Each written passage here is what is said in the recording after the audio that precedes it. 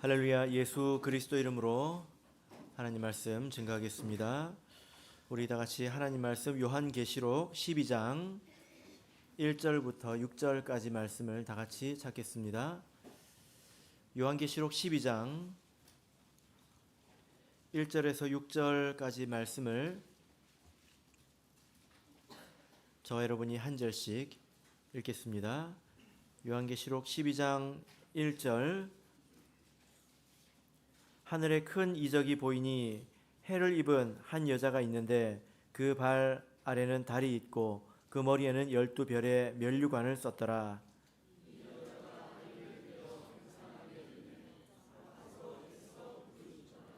하늘에 또 다른 이적이 보이니 보라, 한 큰 붉은 용이 있어 머리가 7이요 뿔이 10이라. 그 여러 머리에 7 면류관이 있는데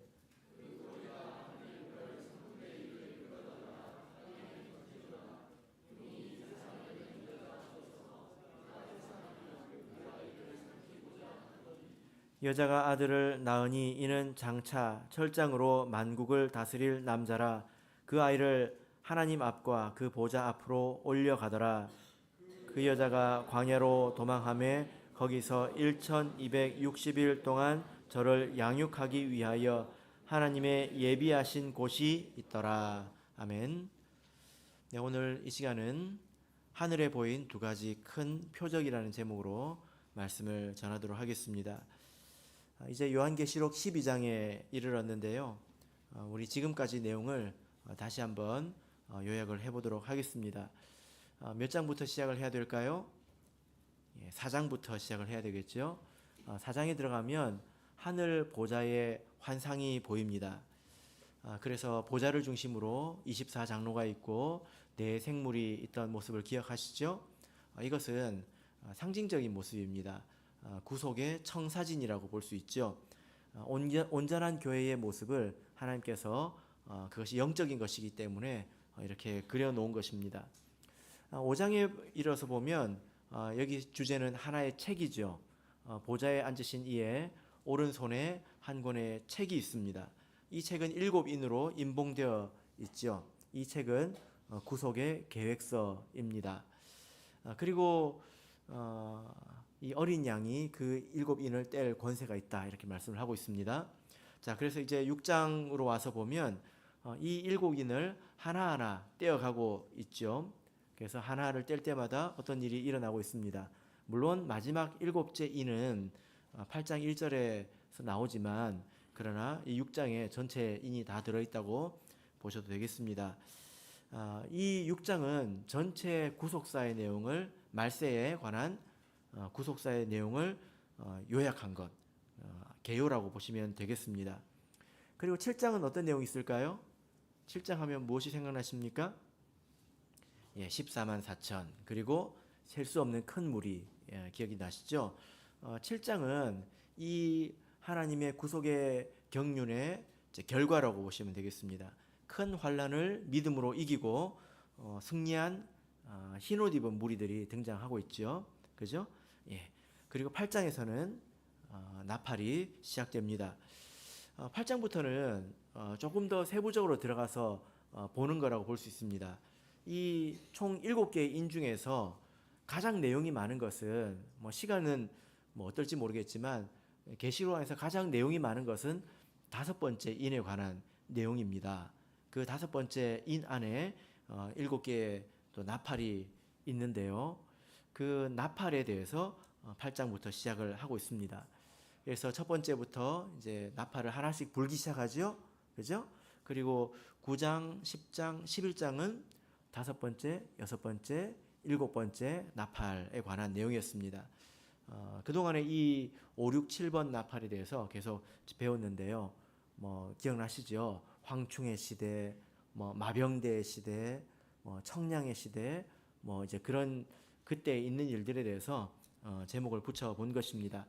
그래서 마지막 7번째 나팔이 불 때면 이 하나님의 나라가 완성이 됩니다. 이 완성된 모습은 4장에 있는 청사진, 구속의 청사진과 같은 모습이라고 볼 수 있겠습니다. 그리고 이제 하나님의 나라가 완성이 되었기 때문에 나머지 청소를 해야 되겠죠. 그래서 마지막 하나님의 심판이 시작됩니다. 이 심판은 16장에서 시작합니다. 그래서 16장을 가서 보시면 7대접의 재앙이 있는데요. 제가 이렇게 왜 말씀드렸을까요? 11장까지 하고 16장으로 지금 바로 건너뛰었지 않습니까? 그러면 그 사이에 있는 12장부터 15장은 어떤 내용일까요? 이걸 말씀드리려고 한 것입니다. 12장부터 15장 내용은 어떤 그 새로운 내용이 전혀 새로운 내용이 이제 새로 시작되는 것이 아니라 하나님의 나라가 완성된 것은 사실 모든 것을 다 말한 거잖아요. 그죠?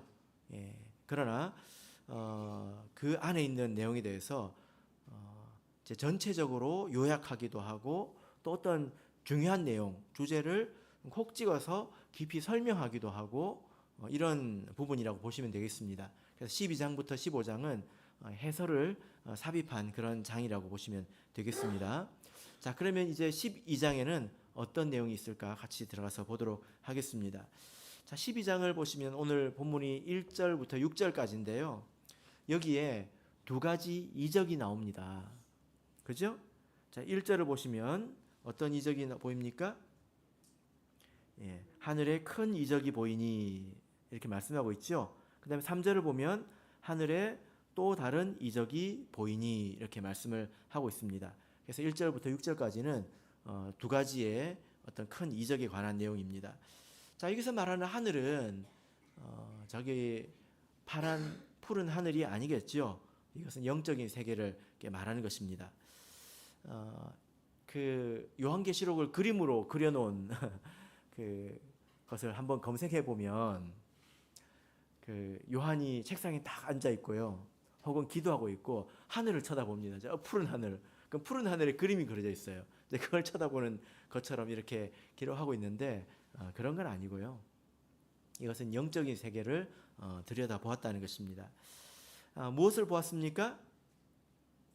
큰 이적이 보였다 이렇게 말씀하고 있죠. 이적이라고 하면 여러분 무엇을 생각하십니까? 기적이 생각이 나잖아요. 미라클, 기적이 생각이 나지 않습니까? 그런데 이 표현은 제가 오늘 제목에서 기록한 것처럼 하늘에 보인 두 가지 큰 표적입니다. 기적하고 표적하고 좀 다른 거 아시겠습니까? 원문을 찾아보면 세메이온이라고 해서 표적이라는 그 단어를 쓰고 있습니다. 이 표적이라는 것은 뭐냐면은 두 가지가 합쳐진 거라고 보시면 됩니다. 하나는 표시, 그 다음에 기적. 이 두 가지를 합치면 표적 이게 되는 거죠. 표적을 영어로 이렇게 보면 사인이라고 할 수 있습니다. 그래서 뭐라고 생각하시면 되냐면 표지판을 생각하시면 됩니다. 여러분이 그 고속도로를 차를 몰고 가다가 어떤 곳이 나오기 전에 뭐가 나옵니까? 표지판이 나오죠. 그 표지판을 보면 이제 뭐가 나오겠구나 이걸 알지 않습니까? 그죠? 그 뭐가 나온다는 것을 가르쳐 주는 것 이것을 표적이라고 합니다. 무엇이 나오는지 이것을 알려주는 신호라고 보시면 되겠습니다. 이 표적이라는 표현은 우리가 성경에서 여러 번 본 적이 있는데요. 자, 마태복음 16장을 보겠습니다. 마태복음 16장 3절 4절을 같이 보도록 하겠습니다.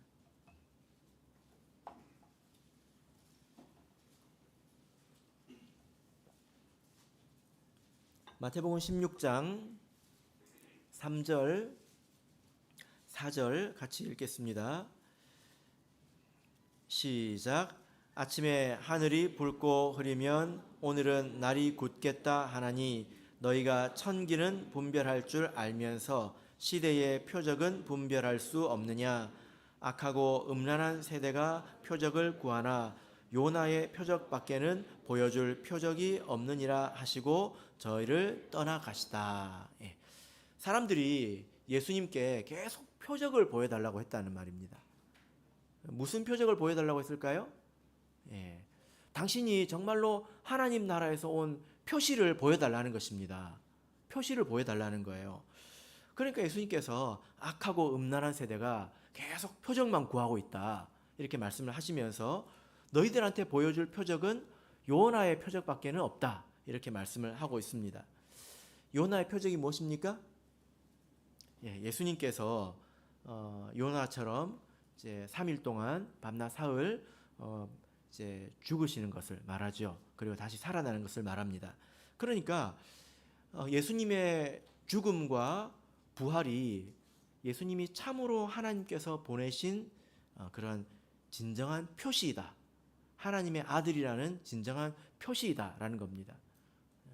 이해되십니까? 예를 들어서 병든 자를 고치는 것은 다른 사람들도 할 수 있잖아요. 마치 그 모세가 이적을 행했을 때 애굽의 술사들도 어느 정도 따라한 것처럼 에이 저것 가지고 대단하긴 하지만 저것 가지고 하나님의 아들이라고까지 말할 수는 없어. 그런 거라는 겁니다. 그래서 예수님께서 내가 하나님께서 보내신 자라고 하는 진정한 표적은 뭐밖에 없다는 거죠? 예수님의 죽음과 부활밖에 없다는 것입니다. 그래서 이 죽음과 부활이 예수님이 하나님의 아들이라는 표시가 된다는 거죠. 신호가 된다는 것입니다. 이것이 바로 표적이라는 뜻입니다. 그래서 요한이 두 가지 표적을 보았는데 이것을 이제 알아야 우리가 말세를 분별하고 그리고 또 예수님을 다시 맞이할 수 있는 그 준비를 할 수 있겠다는 그런 뜻이죠. 자, 그러면 이제 두 가지 표적에 대해서 같이 보도록 하겠습니다. 예수님의 부활이 표적이었는데 말세에 또 두 가지 표적이 있습니다. 자, 첫 번째는 무엇일까요? 자, 우리 1절, 2절을 같이 읽어보겠습니다. 본문 1절, 2절 읽겠습니다. 시작. 하늘에 큰 이적이 보이니 해를 입은 한 여자가 있는데 그 발 아래는 달이 있고 그 머리에는 12별의 면류관을 썼더라. 이 여자가 아이를 베어 해산하게 되매 아파서 애써 부르짖더라. 자, 첫 번째 표적이 바로 해를 입은 한 여인을 본 것이었습니다. 그리고 또 하나는 한 큰 붉은 용에 관한 거죠. 그래서 한 여인과 한 용. 그래서 이제 마지막 표적은 1대1. 1대1로 이제 싸우는 걸까요? 맞짱을 뜨는 걸까요? 자, 이 해를 입은 여인은 누구를 말하는 걸까요? 네. 자, 이 그 여인이라고 하는 이 단어는 귀네라고 하는 헬라어로 귀네라고 하는 단어인데요. 여인 혹은 아내 이런 뜻입니다. 계시록을 우리가 전체 다 찾아보면 계시록 안에서 크게 두 여자가 나오는다는 것을 알 수 있습니다. 근데 이것은 정말 어떤 그 여성을 말하는 것이 아니라 상징적인 그런 표현인데요. 계시록 안에서 두 여인이 나옵니다. 잘 골라야 합니다. 자, 첫 번째 여인을 한번 찾아볼까요? 계시록 17장 3절입니다. 17장 3절 같이 읽어보겠습니다. 17장 3절 읽겠습니다. 시작. 곧 성령으로 나를 데리고 광야로 가니라. 내가 보니 여자가 붉은 빛 짐승을 탔는데 그 짐승의 몸에 참람된 이름들이 가득하고 7머리와 10뿔이 있으며. 여기 첫 번째 여인이 나왔습니다. 어떤 여인입니까? 붉은 빛 짐승을 타고 있는 여자가 나왔다는 거예요. 자, 이 여자의 정체는 무엇일까요? 1절에 보시면 나와 있습니다. 여기 보면 많은 물 위에 앉은 큰 음녀의 받을 심판을 내게 보이리라. 그래서 이 여인은 음녀이죠. 나중에 이제 계속 보시면 이것은 바벨론, 곧 세상을 말하는 것이라는 것을 우리가 알 수 있습니다. 그래서 첫 번째 여인은 누구죠? 음녀, 음녀라는 것을 알 수 있습니다. 자, 두 번째 여인을 보겠습니다. 19장 7절을 보겠습니다. 자, 이 구절에서는 아내라는 표현으로 번역이 되어 있습니다. 귀네라는 이 단어가 아내라고 이렇게 번역이 됐는데, 자, 19장 7절 같이 읽겠습니다. 시작. 우리가 즐거워하고 크게 기뻐하여 그에게 영광을 돌리세. 어린 양의 혼인 기약이 이르렀고 그 그 아내가 예비하였으니. 자, 여기 보면 어린 양의 아내가 예비되었다라고 말하고 있습니다. 이 아내는 누구일까요? 네, 교회죠. 그죠? 예, 교회를 말하는 것입니다. 그래서 이 해를 입은 한 여인은 이 둘 중에 하나이겠죠. 음녀이거나 아니면 교회. 어린 양의 아내는 우리가 이제 신부 단장을 마친 그런 교회를 말하는 것입니다. 자, 그러면 본문의 여인은 어떤 여인일까요? 예, 정답을 먼저 말씀드릴까요? 예, 이 여인은 바로 교회를 말합니다. 자, 그러면 이 여인을 수식하고 있는 여러 표현들이 있는데 그 표현들을 하나씩 살펴보도록 하겠습니다. 자, 12장 1절을 보시면 해를 입은 한 여자. 이 여자, 이 여인은 몇 명입니까? 예, 한 명입니다. 그죠? 예, 한 명입니다. 그러면 이 하나라고 하는 것은 이제 교회가 하나인 것을 말하는 거죠. 예, 예수님의 몸인 교회가 하나인 것이고, 그리고 당연히 신부도 하나이죠. 하나님께서 애초에 만드실 때 아담과 하와를 이제 한 명씩 만들지 않았습니까? 신랑도 한 명이고 신부도 한 명이 되는 것입니다. 자, 이 한 여자가 무엇을 입고 있습니까? 예, 해를 입고 있다, 이렇게 말씀을 하고 있습니다. 그 한글만 보면 이게 무슨 뜻인가 좀 헷갈릴 수 있죠. 뭐 해를 당했다 이런 표현처럼 볼 수도 있지만 그런 뜻은 아니고 옷을 입고 있다 할 때 그것입니다. 근데 무슨 옷을 입고 있습니까? 해라고 하는 옷을 입고 있습니다. 해라고 하는 옷을 입고 있어요. 여러분 계시록에서 이 해는 예수 그리스도를 상징합니다. 네, 그래서 예수님의 인자와 같은 이 얼굴이 해같이 빛나고 있었죠. 그래서 이 여인은 무엇을 입고 있는 것입니까? 예수 그리스도로 옷 입고 있는 그런 표현이 되겠죠. 그래서 우리가 이 여인을 우리가 교회라고 볼 수가 있는 것입니다. 우리 교회는 성도들로 구성이 되어 있는데 어떤 사람이 성도가 됩니까? 우리가 예수 그리스도 이름으로 세례를 받아서 죄의 사함을 받고 그리스도로 옷 입은 자들이지 않습니까? 그래서 갈라디아서 3장 27절을 보면 누구든지 그리스도와 합하여 세례를 받은 자는 그리스도로 옷 입었느니라, 이렇게 분명하게 말씀하고 있습니다. 그래서 우리는 영적인 이 흰 옷을 입고 있죠.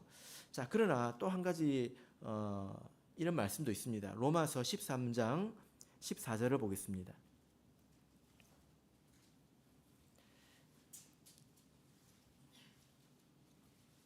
로마서 13장 14절.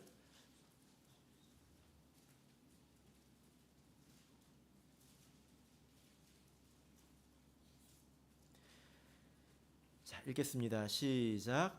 오직 주 예수 그리스도로 옷 입고 정욕을 위하여 육신의 일을 도모하지 말라. 예. 오직 주 예수 그리스도로 옷 입고, 이것은 무슨 뜻입니까? 여기서 세례를 말하는 걸까요? 예, 그렇지 않죠. 이것은 거룩하라는 것입니다. 하나님의 자녀이니까 하나님 자녀다우라는 것입니다. 하나님의 자녀인데 하나님의 자녀답지 못할 수도 있잖아요. 그죠? 그것을 말하고 있는 것입니다. 그래서 이 해를 입고 있다라고 하는 것은 당연히 예수 그리스도의 이름으로 세례를 받아서 그리스도로 옷 입었을 뿐만이 아니라 그리고 스스로 거룩한 삶을 살고 있다는 그런 의미가 되겠죠. 이것이 바로 해를 입고 있다는 것입니다. 자, 본문으로 돌아와서 보시면 이 여인이 밟고 있는 것이 있습니다. 무엇을 밟고 있습니까? 그 발 아래는 달이 있고, 이렇게 말하고 있습니다. 우리들의 지금 발 아래는 뭐가 있죠? 우리가 지구를 밟고 있잖아요. 그죠? 이 달이라고 하는 것은 밤 그리고 어둠의 세력, 이것을 이제 말합니다. 우리가 참고할 수 있는 구절이 있는데요. 로마서 16장 20절입니다. 같이 보겠습니다. 이 여인은 이 어둠과 흑암의 권세를 발 아래 밟고 있다는 것입니다. 밟고 있다고 하는 것은 무엇일까요? 지배하고 있다는 거죠. 자, 로마서 16장 20절 읽겠습니다. 시작. 평강의 하나님께서 속히 사단을 너희 발 아래서 상하게 하시리라. 우리 주 예수의 은혜가 너에게 있을지어다. 자, 여기 보면 사단을 누구의 발 아래 상하게 한다고 하고 있습니까? 예수님의 발 아래서. 예수님께서 우리 대신 사단을 밟아주시잖아요. 그렇습니까? 뭐라고 되어 있습니까? 너희의 발 아래. 누구의 발입니까? 성도의 발 아래에 있다는 것입니다. 이것은 성도가 승리한다는 거죠. 어둠의 세력에 대해서, 정욕의 세력에 대해서, 사단에 대해서 승리한다는 것입니다. 옛날에 성경을 보면 두 나라가 전쟁을 해서 한 나라가 이기지 않습니까? 그러면 그 상대방의 나라의 왕을 데리고 와서 발등상을 삼는다고 하죠. 발등상이 무엇입니까? 보좌에 앉아 있으면 이 의자가 크니까 이 발 디딤 돌이 필요하잖아요. 원수가 거기 와서 이 승리한 왕의 발등상이 된다는 것입니다. 발 아래 있다는 거예요. 이건 이겼다는 것입니다. 욕심을 이기고 또 미혹을 이기고 사단을 이겼다는 것이지. 그리스도인이 항상 승리하는 것은 아닙니다. 그러나 이 때에 이 여인은 승리한 자인 것을 알 수 있습니다. 승리했기 때문에 무엇이 있을까요? 12장 1절 다시 보시면 그 발 아래는 달이 있고 그 머리에는 무엇이 있습니까? 12별의 면류관이 있습니다. 면류관은 여러 번 나왔잖아요. 면류관은 누가 받는 것입니까? 승리한 자가 받는 것입니다. 누구를 생각하시면 될까요? 손기정 그러면 이제 너무 옛날 이야기입니까? 마라톤에서 이기면 머리에 월계수 관을 씌워주잖아요. 그게 면류관입니다. 승리한 자에게 주는 것입니다. 그래서 이 여인은 음녀가 아닙니다. 음녀의 머리에 승리의 면류관이 있을까요? 음녀는 세상에 진 거죠. 정욕에 물든 것이죠. 그리고 사단의 발 아래 밟힌 것이죠. 그래서 이 여인은 승리한 교회, 승리한 그리스도인을 말합니다. 무엇에 대해서 승리하겠습니까, 여러분? 사단이 어디 있습니까? 여러분 지금까지 신앙생활 하시면서 사단을 보신 적 있습니까? 사단이 우리에게 가져다 주는 욕심, 염려, 근심, 불신, 미혹, 정욕 이런 것들을 내가 이겨내는 걸 승리라고 하지 않습니까? 하나님 믿으면서도 내가 이런 것들에 눌려가지고 욕심이나 근심이나 미혹이나 이런 것들에 눌려가지고 내 신앙의 양심을 따라서 내가 살아가지 못한다면 그게 밟혀 있는 것입니다. 우리가 밟아야지 우리가 밟혀 있으면 안 되겠죠. 자, 그러면 이제 이 여인이 하고 있는 것을 보겠습니다. 이렇게 이 여인에 대해서 설명했습니다. 그래서 마지막에 요한 사도가 큰 표적을 봤는데 그 표적이 뭐였습니까? 교회였습니다. 교회 그 자체가 하나의 표적이라는 것입니다.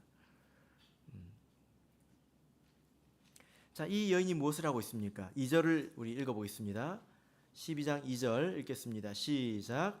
이 여자가 아이를 베어 해산하게 되매 아파서 애써 부르짖더라. 이 여인이 아이를 낳고 있습니다. 이 해산의 고통을 하고 있는 것은 바울 사도가 이야기한 것처럼 수고하는 걸 말하죠. 하나님의 성업에 수고하는 것을 말합니다. 갈라디아서 4장 19절을 보면 나의 자녀들아 너희 속에 그리스도의 형상이 이루기까지 다시 너희를 위하여 해산하는 수고를 하노니 이렇게 말씀을 하고 있습니다. 바울 사도가 남자인데 무슨 애를 낳겠습니까? 이것은 믿음 안에서 한 사람을 길러내고 하는 것이 그만큼 수고로운 일이라는 것입니다. 이 여인이 이런 일을 하고 있다라는 것입니다.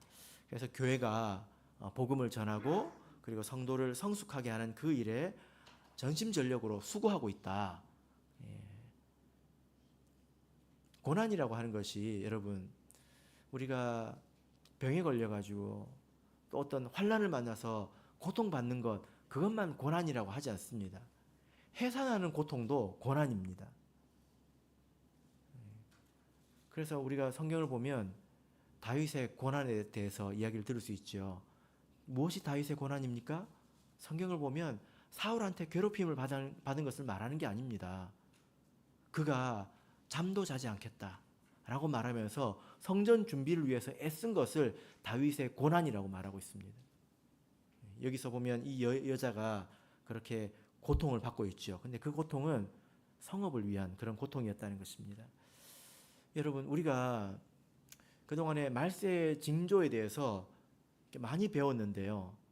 대체적으로 보면 그런 징조들은 대체적으로 이렇게 외부에 있습니다. 사람들의 왕래가 빨라진다, 지식이 더한다, 지진이 많아진다, 이런 것들은 다 외부에 있는 것들이잖아요. 그런데 사실 이 계시록을 보면, 그리고 성경을 전체적으로 보자면 교회 자체가 가장 큰 표적이 됩니다. 이것을 한번 잘 생각해 보세요. 우리가 이렇게 모여 있는 것이 당연한 것 같지만 그렇지 않습니다. 하나님 말씀대로 이렇게 믿고 있는 무리들이 여기에 모여서 하나님을 섬기고 그리고 서로를 세워가면서, 그죠? 그리고 하나님 뜻을 하나하나 이루어가는 것, 이것이 표적이라는 것입니다. 세상에 여러 유익한 단체들은 많이 있죠. 그러나 교회가 있는 것은 기적이라는 것입니다. 이게 하나의 표시고 사인이라는 거죠. 자, 그러면 이제 두 번째 표적을 살펴보도록 하겠습니다. 3절을 읽어야 되겠죠? 자, 우리 3절을 같이 읽어보겠습니다. 3절 시작. 하늘에 또 다른 이적이 보이니 보라, 한 큰 붉은 용이 있어 머리가 7이요 뿔이 10이라. 그 여러 머리에 7 면류관이 있는데. 자, 두 번째는 한 큰 붉은 용의 표적입니다. 용인데 수식하는 말이 많죠? 자, 이 용은 무엇을 말할까요? 자, 9절을 보겠습니다. 자, 9절을 보면 이 큰 용이 내어 쫓기는데 여기서 설명을 해주고 있습니다. 자, 9절을 같이 읽어볼까요? 읽겠습니다. 시작. 큰 용이 내어 쫓기니 곧 옛뱀, 곧 마귀라 고도 하고 사단이라고도 하는 온 천하를 꿰는 자라. 땅으로 내어 쫓기니 그의 사자들도 저와 함께 내어 쫓기니라. 자, 여기 보니까 용은 곧 옛뱀, 옛날 그 뱀, 옛날 그 뱀. 누가 생각나십니까? 에덴 동산에 하와를 미혹했던 그 뱀. 근데 그 뱀이 곧 마귀이기도 하고 사단이기도 하다는 것입니다. 마귀란 말의 뜻이 뭡니까? 중상모략한다는 것입니다. 고자질하고 이간질한다는 거예요. 사단은 무슨 뜻입니까?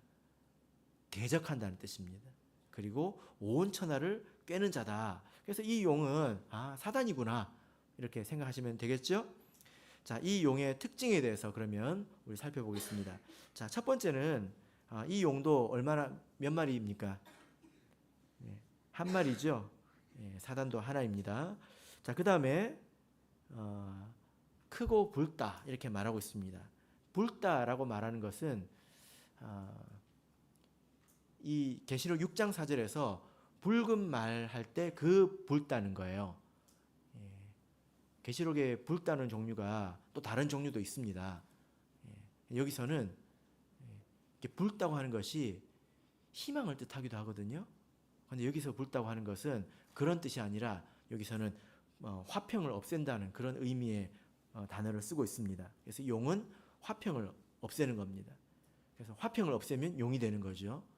그죠? 그래서 여러분 집에서 또 여러분 계신 곳에서 화평을 없애면 뭐가 되는 겁니까? 그러니까 화평을 만드는 사람이 돼야 되겠죠? 자, 그 다음에 이 용이 머리가 몇 개입니까?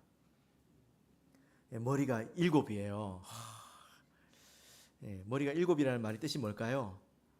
아주 지혜롭다는 겁니다. 7이라는 것은 온전하다는 것입니다.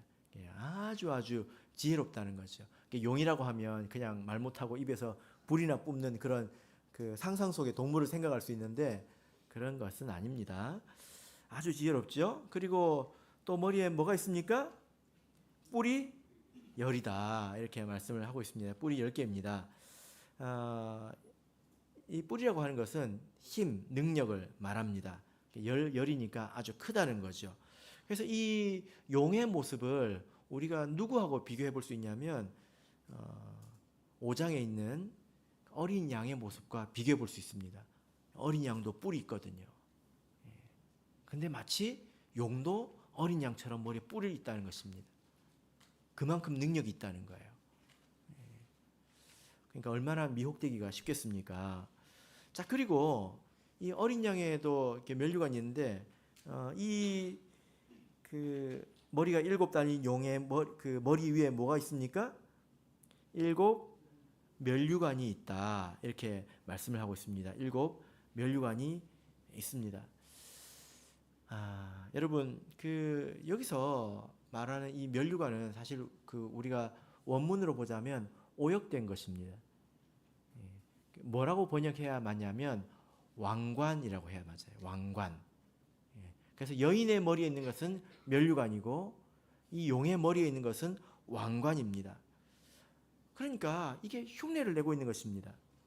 면류관은 누가 쓴다고 했죠? 승리한 사람들이 쓰는 것이거든요. 그래서 여러분 이건 그냥 이 눈으로는 잘 안 보여요. 어떤 사람이 믿음으로 승리하는 삶을 살고 있다.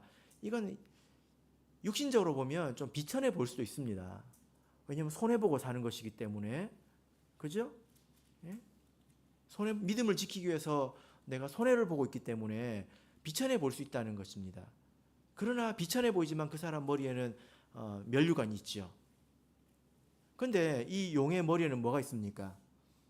왕관이 있습니다. 왕관은 아름다운 것이거든요. 그래서 세속적인 영광으로 믿음 없는 자들이 보기에 참 대단하다 하고 아주 그런 사람들을 매료할 만한 그런 영광으로 자기를 치장하고 있다는 것입니다. 그래서 믿음 안에서 승리하는 것과 세상의 영광스러운 모습이 다르다는 것을 좀 우리 성도님들께서 꼭 아셔야 합니다. 우리 성도들이 이 믿음의 상처를 받을 때가 있는데요. 어떤 때냐면 이게 진짜 상처를 준다는 게 아니라 믿음의 상처가 생긴다는 거예요.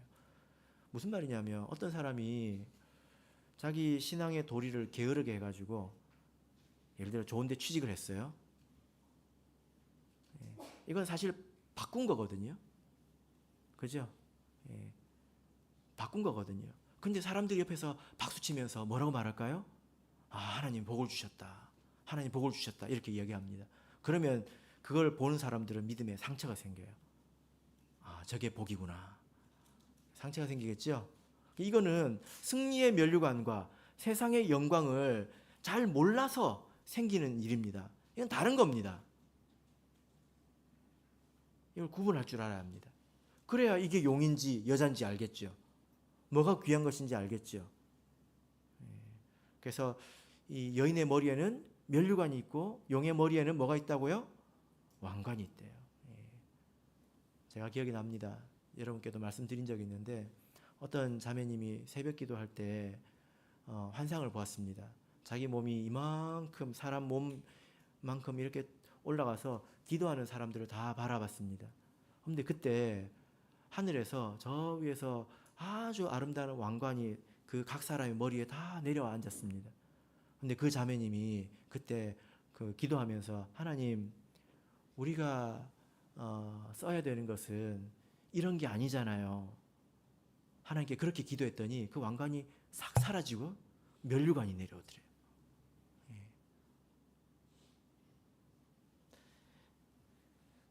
자, 이제 우리 4절부터 보겠습니다. 이 4절부터 6절은 용과 이 여인의 관계에 대해서 말하고 있습니다. 여인도 하나고 용도 하나고 이제 1대1로 뭐 하면 됩니까? 싸워야 되나요? 자, 4절부터 6절 같이 읽겠습니다. 시작. 그 꼬리가 하늘별 3분의 1을 끌어다가 땅에 던지더라. 용이 해산하려는 여자 앞에서 그가 해산하면 그 아이를 삼키고자 하더니 여자가 아들을 낳으니 이는 장차 철장으로 만국을 다스릴 남자라. 그 아이를 하나님 앞과 그 보좌 앞으로 올려가더라. 그 여자가 광야로 도망하매 거기서 1260일 동안 저를 양육하기 위하여 하나님의 예비하신 곳이 있더라. 예. 자, 이제 용의 꼬리가 하늘별 3분의 1을 땅에 던지더라 이렇게 말씀을 하고 있는데 이제 던졌다 그런 뜻이 되겠습니다. 이 내용은 우리가 9장에서 본 적이 있습니다. 5번째 나팔의 때에 있었던 일이죠. 한번 가서 볼까요? 9장 15절을 보겠습니다.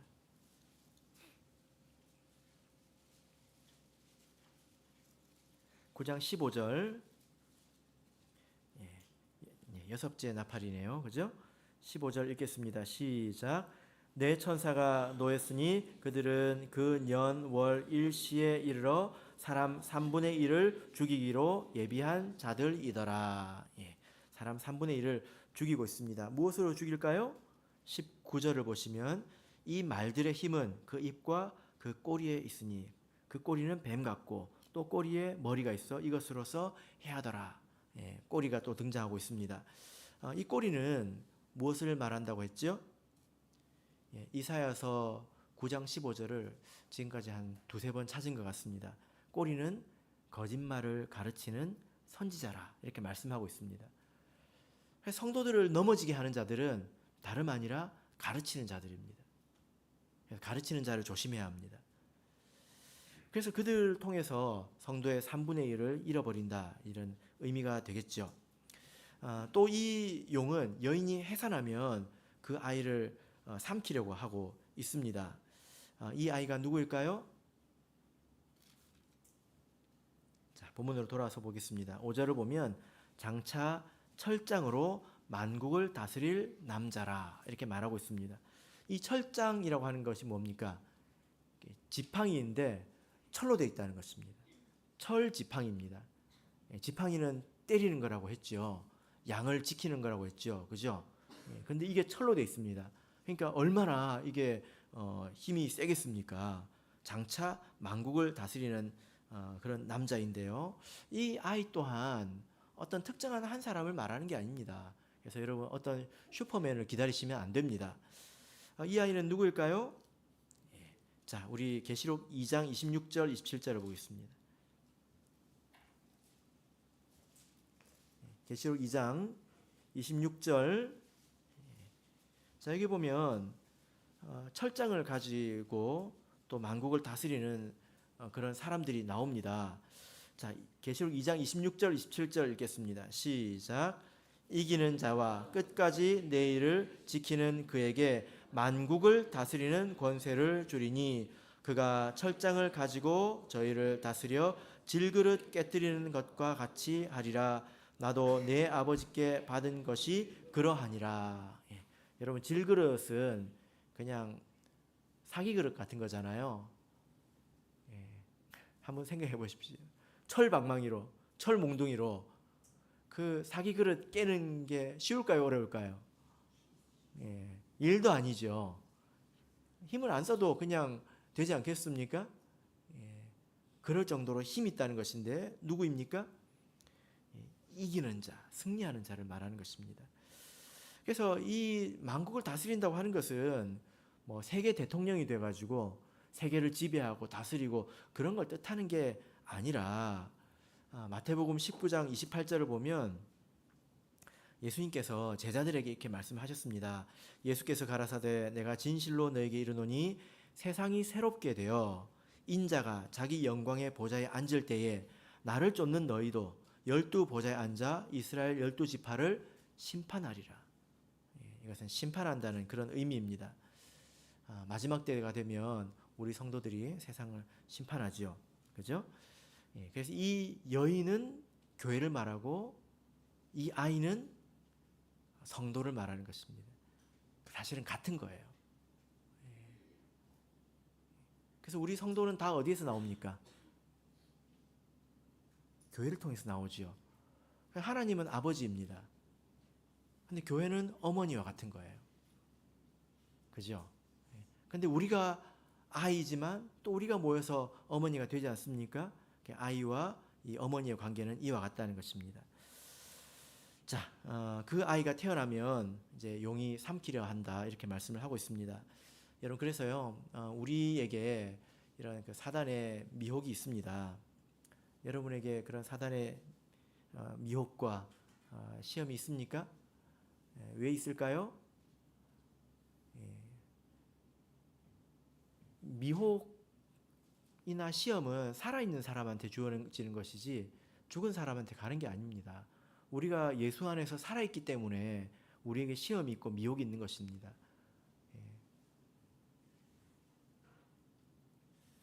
우리가 하나님 자녀이기 때문이죠.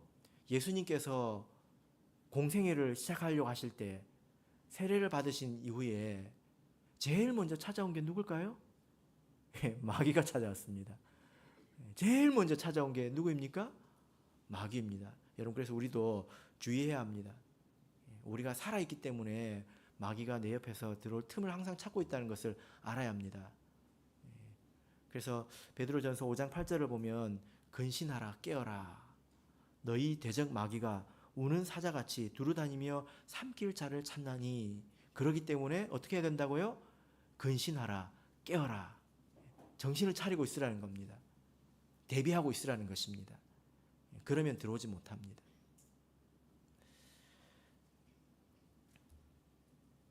그래서 이 여자와 이 아이는 다 교회를 말하는 것인데 어떤 관점에서 바라보느냐에 따라서 다른 거죠. 여인은 양육자의 입장에서 바라본 것이고 또 아이는 피양육자의 입장에서 관점에서 바라본 것입니다. 우리가 교회를 보면 정말 그렇지 않습니까? 그죠? 예. 제가 여러 번 찾는 말씀이 에베소서 4장 16절인데요. 각 지체의 분량대로 역사하여 그 몸을 자라게 하며 사랑 안에서 스스로 세우느니라 이렇게 말씀하고 있습니다. 제가 여러 교회를 다니면서 제가 그것을 많이 느낍니다. 제가 여러 교회를 다니면서 말씀을 전하고 있지만 사실 가는 곳마다 제가 배우고 있습니다. 그래서 같이 성장을 하고 있죠. 그죠? 이것은 보이지 않는 예수님께서 우리를 이렇게 인도하시는 것입니다. 우리가 교회가 생명을 낳지만 또 그 생명이 또다시 교회로서 생명을 낳지 않습니까? 자, 이제 마지막 본을 보도록 하겠습니다. 계시록 12장 6절을 보겠습니다. 그래서 두 번째 이적은 이 용의 표적입니다. 그래서 우리 교회를 대적하는 이런 용의 세력들이 갈수록 더 힘을 얻게 될 것이고 그것이 믿음 있는 자의 눈에는 표적이 될 거라는 겁니다. 그것 때문에 믿음을 더 세울 거라는 것입니다. 자, 이제 6절을 다시 보겠습니다. 그래서 그 이후에 여자가 어떻게 합니까? 어떻게 하죠? 광야로 도망갑니다. 거기서 며칠을 보냅니까? 1260일 동안 저를 양육하기 위하여 하나님의 예비하신 곳이 있다. 이렇게 말씀하고 있습니다. 이 1260일은 두 증인이 이제 예언했던 그 시간과 같은 시간이죠. 우리가 이때가 되면 여섯 번째 나팔 이때가 되면 우리는 어디로 가야 될까요? 어디로 가야 될까요? 광야로 가야 합니다. 광야가 어디 있습니까? 비행기 타고 어디 사하라 광야로 갈까요? 어디로 갈까요? 광야로 도망가라 하는 이 말씀을 들을 때 여러분 뭐가 생각나십니까? 이스라엘 백성이 애굽에서 광야로 도망가는 것이 생각나지 않습니까? 그때 하나님께서 먹으라고 하신 게 있습니다. 뭘 먹으라고 했죠? 무교병을 먹으라고 했어요. 무교병. 만나 말고요. 네, 무교병. 무교병이 뭔지 아시죠? 우리 성찬할 때 먹는 그거예요. 그죠? 왜 그거 먹으라고 했을까요? 이것만 들으면 끝납니다, 오늘. 왜 무교병 먹으라고 했을까요? 원래 이게 그 빵이지 않습니까? 떡이지 않습니까? 원래 빵 만들 때는 뭘 넣어야 맛있습니까? 누룩을 넣어야 돼요. 예. 근데 누룩 넣어가지고 바로 구우면 맛이 있어요, 없어요? 없죠. 그죠? 그래서 넣지 말고, 제가 지금 무슨 말을 하고 있지? 예. 누룩을 넣어가지고 발효가 될 때까지 기다려야 됩니다. 그게 바로 넣으면 이제 맛이 없는 거죠. 그죠? 예. 하나님께서 왜 누룩을 넣지 말라고 했을까요? 예? 그럴 시간이 없다는 거예요. 그럴 정신 가지고 도망 못 간다는 것입니다. 예. 여러분, 우리는 천국으로 지금 도망가고 있는 거예요. 이 땅에서 빵에다가 누룩 팍팍 쳐가지고 부풀려 먹고, 예, 누룩을 넣은 김에 생크림도 바르고, 예, 그래도 초콜릿도 얹어가지고 데코레이션해서 그거 맛있게 먹고 가려고 그러면 천국 못 따라가요. 무교병을 먹으라고 한 것은 사실 우리 인생의 맛을 말하는 것입니다. 어떤 사람들은요, 옷도 좋은 거 입어줘야 돼요. 그리고 여행도 한 번씩 가줘야 돼요. 이게 뭡니까? 갈 수 있습니다. 여러분께서 잘 알아두시려고 생각합니다. 제가 그걸 문제 삼는 건 아니에요. 근데 거기에 갇혀 있는 사람들도 있다는 거예요. 그렇게 하지 않으면 인생이 아니라고, 비참한 거라고 그렇게 생각하는 사람들이 있다는 것입니다. 그게 뭡니까? 그게 케이크 인생이죠. 무교병이라고 하는 것은 팍팍한 것을 받아들이는 것입니다. 나는 그럴 정신이 없다. 나는 도망가기 바쁘다. 나는 천국 가기 바쁘다. 그게 광야입니다. 광야 가면 아무것도 없거든요. 여러분, 우리가 이때 광야에 가서 살 수 있으려면 지금 우리가 이런 걸 받아들이고 알아야 합니다. 우리가 지금 누리는 인생, 또 재미있고 맛있는 인생, 그런 것을 할 것이 아니라 광야 같은 인생, 그러나 하나님과 깊은 교제가 있는 인생, 그걸 만족할 줄 알고, 이 무교병도 꼭꼭 씹으면 맛있어요, 이렇게 말할 수 있어야 된다는 것입니다. 그래서 이 여인이 광야로 도망했다고 하는 것은 그런 삶으로, 그리고 하나님과의 교제 속으로 들어갈 줄 안다는 것입니다. 그곳이 안전한 것이지, 비행기를 타고 저기 동쪽에 있는 사막, 서쪽에 있는 사막에 간다고 해서 우리가 안전한 게 아닙니다. 그런 면에서 우리 한국 사람들은 참 힘든 것 같습니다. 어떤 사람들은 비자발적인 광야에 사는 사람도 있거든요. 누릴 것이 없기 때문에 자동적으로 광야에 사는 사람들도 있는데, 한국은 좀 안 그렇잖아요. 누릴 게 얼마나 많습니까? 맛있는 것도 많고 재밌는 것도 많고, 그렇잖아요. 네. 네. 그런 것 같습니다. 그런 가운데서 우리 마음을 더욱더 지켜야 되겠습니다. 그럴 때 우리가 이 해를 입은 여인이 되겠죠. 바로기는 저와 여러분이 이런 이 세상의 표적이 되시기를 예수 그리스도 이름으로 축복합니다. 우리 다 같이 찬송하겠습니다.